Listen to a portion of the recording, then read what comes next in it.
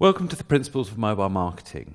This is session 3, and we'll be looking at mobile advertising formats. Let's start by looking at mobile display. In the first session about mobile landscape, we talked about the discrepancy between media time spent in mobile and ad spend. But we are seeing that beginning to change, and there's an increasing amount of money actually being put into mobile advertising. At the simplest level, we have banner formats, and these largely mimic what you have on desktop, but they tend to be optimized more for the mobile screen, and they're delivered through a number of channels, but particularly Google Advertising and some of the independent ones like Millennial and InMobi. Where we seem to see better response rates are through the more interactive formats. So we have the expandable banners, or the EMBs, expandable mobile banners.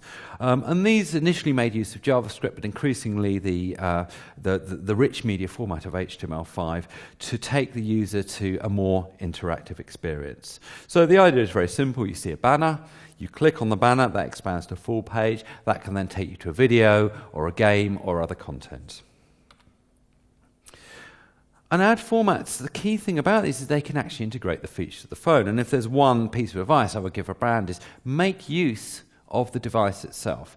Think about the different functions that users want and actually access that through the advert itself. So if we just look at this one from the Bank of America.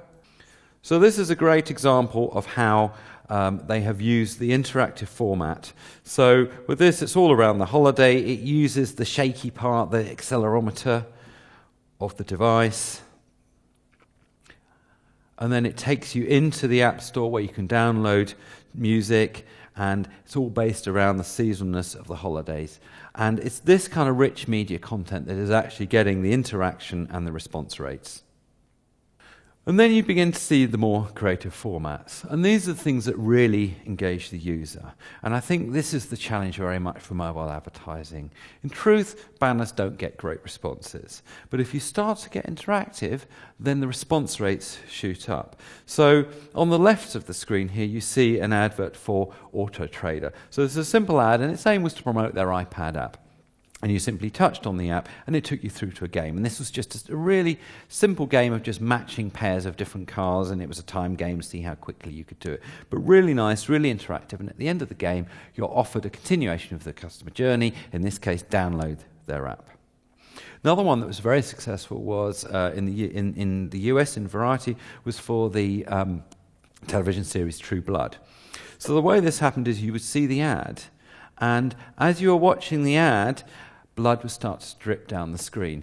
And as you touched around, there were bloody fingerprints, so fingerprints of blood left where you'd see where you'd actually touched it on the advert. And that's great because it uses all of the features of the mobile device in order to engage the user. And then at the end of that, you're actually see some preview videos from the series. Once again, Apple have led the way to some extent in mobile advertising. Their own channel iAd is not the biggest of networks. It was launched in 2011 to great fanfare. They said, we don't like advertising, but we're going to give you this great interactive, engaging form of content. So it's all about a rich experience. The idea is that if you're playing within an app and you touch on the ad, it allows you to go back to that app and continue playing as soon as you've finished watching the advert. There's plenty of great examples. Probably one of the best ones is for Nissan Juke, who kind of made a whole comic book experience, and things like Nissan Leaf as well, and Guinness have done some great advertising with iAd. I'm glad you're here because I want to tell you about the first ever comic book iPhone iAd, starring me, Kowalczyk, and the Nissan Juke. Imagine you're using your phone, like I do, to read news, like I do, and suddenly, oh my God, there's an amazing-looking man at the bottom. Tap that ad. Then you'll see this awesome loading screen. Look, you can help me in Mission Donuts and maybe even win a Juke of your own. This is the beginning of the video. Kowalczyk. That's me. Kowalczyk. What is your emergency? The intern forgot the donuts for the status meeting. It's only 7 seconds, and it's amazing. Slide it around. It looks good from every angle. There is an app, if you want to see what they've done. It's called the iAd Gallery app. It's by Apple. It's completely free. And with that, you can actually look through some of the things that people have been doing. But as with everything where where Apple have started, other people are following. So Google are now offering HTML5 advertising, so interactive advertising within their network.